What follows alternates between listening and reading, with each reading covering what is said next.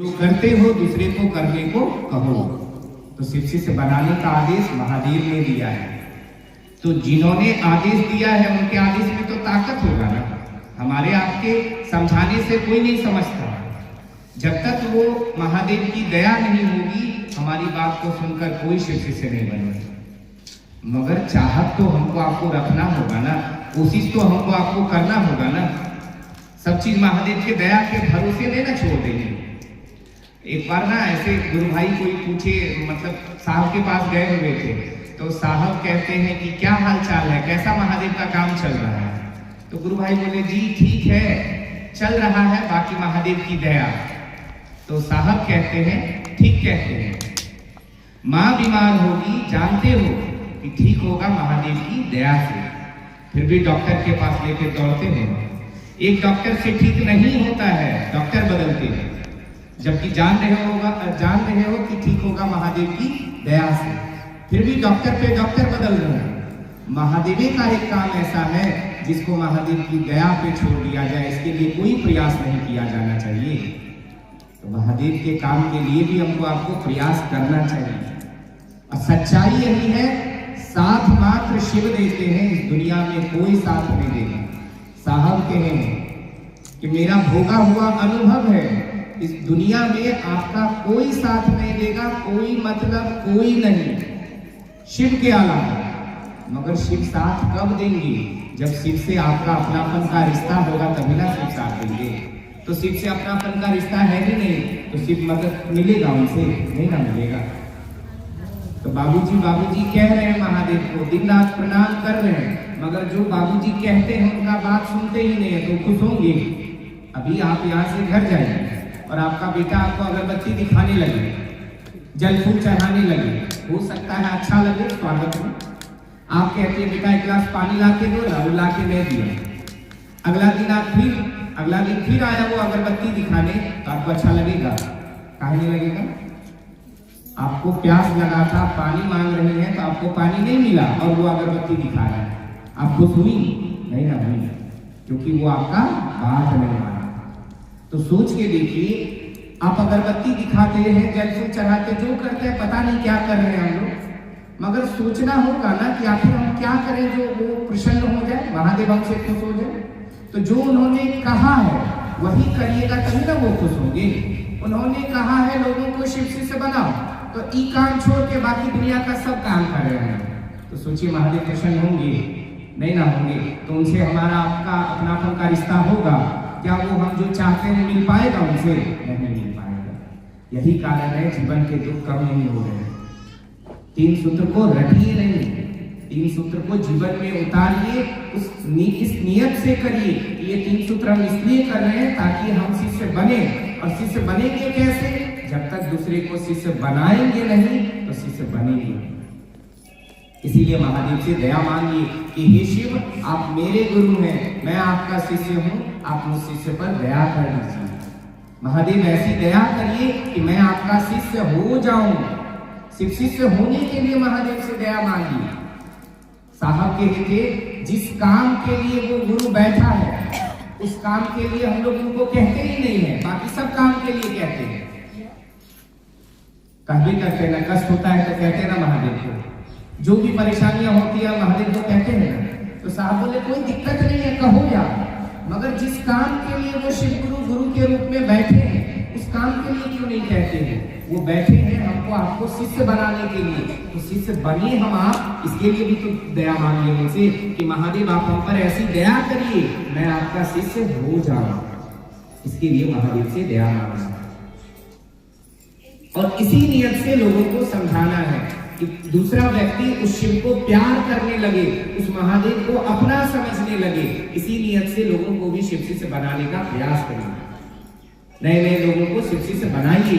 और अगर लोग शिव से बने हुए हैं तो उनको इतनी समझाइए, इतने अच्छे से समझाने का प्रयास करिए। नियत रखिए कि मेरी बात को सुनकर वो शिव को गुरु बना ले, अगर नहीं बनाया हुआ है, और अगर बनाया हुआ है तो मेरी बात को सुनकर वो भी 2 कदम शिव की ओर चलने लगे। इस नियत से लोगों को समझाइए। होता है ना समाज में, आप कहेंगे कि बहुत सारे लोग हैं, सब लोग तो शिव को गुरु मान ही लिया, सारे लोग यहाँ आए शिव गुरु की बात सुनने, नहीं ना आए, गुरु तो सब माने हुए हैं। इसका मतलब हमारा हो सकता है कि कोई काम हुआ हो, कोई कारण हुआ, अलग बात है, मगर आपको जब भी कोई लोग मिलता है तो उनको इस बात को समझाइए कि क्यों जरूरी है महादेव का काम करना। आखिर आपको भी तो यही बात ना सुनाने समझाने गुरु भाई गुरु बहन आ रहे हैं। सोच के देखिए, क्या हम लोग भी पहले दिन से इतना प्रेम होने लगा था महादेव से? नहीं, अभी भी तो नहीं हुआ है उतना। तो इस नियत से लोगों को भी समझाने का प्रयास करिए कि अगला व्यक्ति सचमुच में वो शिव को प्यार करने लगे। महादेव जैसे जैसे अच्छे लगेंगे ना दीदी, तो धीरे धीरे वो खुद अपने आप आपको बुलाने की जरूरत पड़ेगी भी नहीं, वो खुद आने लगेगा। मगर शुरुआत में तो प्रयास करना होगा ना। बच्चा देखते हैं ना, शुरुआत में स्कूल जाना चाहता है, नहीं जाना चाहता है, मगर माँ बाप क्या करता है? छोड़ देता है।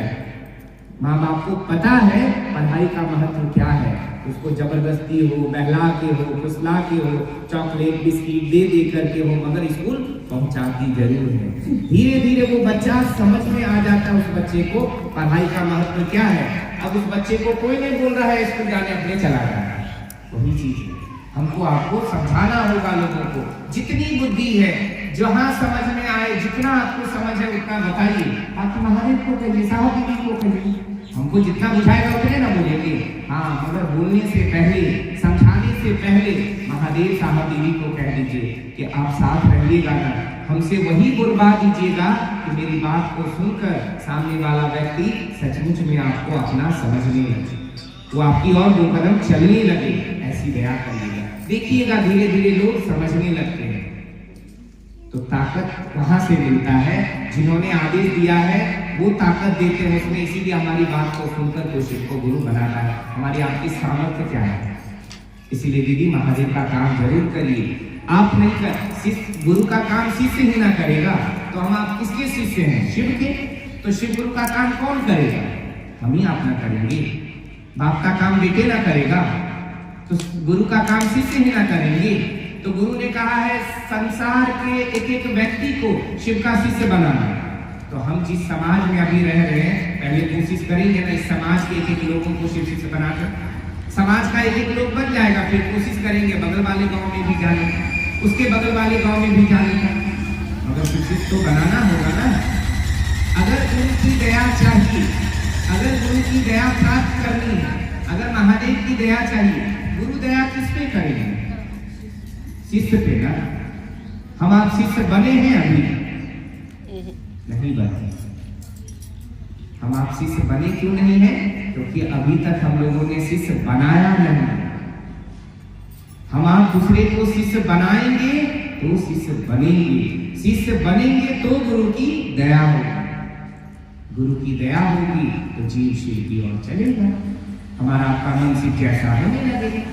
तो इसीलिए साप्ताहिक चर्चा में भी जाइए ना, तो उस महादेव से ऐसे बैठिए ना चर्चा में, तो महादेव से प्रार्थना करिए कि महादेव आप ऐसी दया करिए कि सामने जो गुरु भाई गुरु बहन आए हैं वो लोग सचमुच में आपका शिष्य बन जाए। मुंह से तो बोलिए रहे हम लोग, हे शिव आप मेरे गुरु हैं, मैं आपका शिष्य हूँ, सचमुच में हम आप शिष्य बने। ये हमको आपको सबको सोचना चाहिए एक दूसरे के लिए, क्योंकि जब तक हम दूसरे के लिए सोचेंगे नहीं तब तक हम खुद शिष्य बनेंगे। तो साहब कहे आप जाइए चर्चा में ना, और चर्चा में बोलने का अगर मौका मिलता है तो ये सोच के मत जाइए कि हम ढेर अच्छा बोलते हैं इसीलिए बोला गया है हमको, इसीलिए बुलाया गया है हमको। जी नहीं, ये सोच के जाइए कि महादेव आप ऐसी दया करिए कि सामने जो भी गुरु भाई गुरु बहन बैठे हैं वो लोग सचमुच में आपका शिष्य बन जाए। सोचिए आप दूसरों के लिए सोचेंगे तो आप भी तो खुद शिष्य बनने लगेंगे। इसीलिए दीदी महादेव का काम करना जरूरी है, महादेव का काम करिए। सच्चाई है कोई साथ नहीं देगा, काम मात्र शिव देते हैं। तो महादेव को ना अपना बनाइए। साहब कहते जीवन में 1000 दोस्त बना लो, मगर एक ऐसे दोस्त बनाओ जो सब दोस्त साथ छोड़ भी देगा ना तो वो नहीं छोड़ेंगे, वो मात्र शिव है। तो शिव को ना अपना बनाइएगा। आदमी का क्या ठिकाना है? आज आपको कोई अच्छा लग रहा होगा, हो सकता है कल वो कुछ ऐसा कर दे आपके मन को अच्छा ना लगने लगे, रिश्ते टूट जाएंगे। मगर मात्र शिव है जो कभी आपका साथ नहीं छोड़ेंगे। तो ऐसे को ना दोस्त बनाइए। दोस्ती भी करना है तो बहुत बड़े लोगों से करिए ना। और शिव कौन है? वो दुनिया के मालिक है, उनसे दोस्ती करेंगे तो दुनिया में जहाँ धरती पे जहाँ भी रहिएगा, कहीं भी परेशानी में रहिएगा तो अपना काम निकलवा लीजिएगा ना, वो महादेव मदद कर देंगे ना। तो महादेव से ना दोस्ती करिए। इसीलिए दीदी महादेव का काम करिए, लोगों को शिव का शिष्य बनाइए। नियत जरूर रखिए कि सामने वाला व्यक्ति मेरी बात को सुनकर शिव का शिष्य बन जाए। अगर वो बना हुआ है तो मेरी बात को सुनकर वो 2 कदम शिव की ओर चलने लगे। इस नियत से लोगों को बताने का प्रयास करिए। यही 3 सूत्र है। और अपने गुरु को प्रणाम करिए नमः शिवाय से। जब याद आ जाए सोचिए कि हम अपने गुरु को प्रणाम कर रहे हैं। नमः शिवाय रटने से कोई फायदा नहीं, मन प्रणाम करना चाहिए। हम अभी आपको झुक के प्रणाम करें और मन में सोच रहे बड़ा फालतू आदमी है, बेकार दीदी माथा खराब कर रही है, कोई फायदा हुआ उस प्रणाम का? झुक के तो सामने वाले को लगा झुक के प्रणाम किए, मगर उस प्रणाम का कोई फायदा हुआ? शिव को प्रणाम करिए ना, ये सोच के प्रणाम करिए कि हम अपने गुरु शिव को प्रणाम कर रहे हैं। वो भाव लाइए मन में, वो नियत ऐसे आएगा गुरु की दया से ही। तो महादेव को ही कहिए, जब महादेव को प्रणाम करिए तो मन में महादेव से ही रिक्वेस्ट करिए कि महादेव आपको हम प्रणाम कर पाए, प्रणाम करने के नियत से ऐसी दया करें। इस तरह से जब चलते फिरते जब याद आ जाएगा मन ही मन प्रणाम करिए। सांस आ रही तो सोचिए नमः आया, छोड़ रहे तो शिवाय गया, नमः शिवाय से प्रणाम कर लीजिए। मौका मिले तो 24 घंटे में एक बार समय मिलता है तो 108 बार भी प्रणाम करना चाहिए। नमः शिवाय से जो प्रणाम करेंगे ना, ये हमारे लौकिक कष्टों को भी कम करता है। जीवन में परेशानियां होती है ना, बहुत परेशानियां ऐसी होती है जो आपको शिव की ओर चलने में रोकता है। आप जो प्रणाम करते हैं ना, तो वो प्रणाम का परिणाम ऐसा होगा जो आपको शिव की ओर चलने में बाधा देता है। ऐसे परेशानियां धीरे धीरे कम होने लगेगा जब महादेव को प्रणाम करेंगे, प्रणाम करने के लिए से। तो महादेव को प्रणाम करिए, महादेव से दया मांगिए कि महादेव आप हम पर ऐसी दया करिए कि मैं आपका शिष्य हो जाऊं। और दूसरों को शिव शिष्य बनाइए, दूसरे को समझाएंगे ना दीदी तो आप खुद समझने लगेंगे। लोगों के दिल में शिव के लिए प्रेम पैदा करेंगे तो आपके दिल में शिव के लिए प्रेम पैदा होने लगेगा। इसीलिए दीदी दूसरे को बताना जरूरी है। तो बताएंगे ना दीदी दूसरे को भी। अब साप्ताहिक चर्चा में आएंगे ना आप लोग, साप्ताहिक चर्चा में आइएगा दीदी, साप्ताहिक चर्चा में आइएगा तो आप सोचिए ना।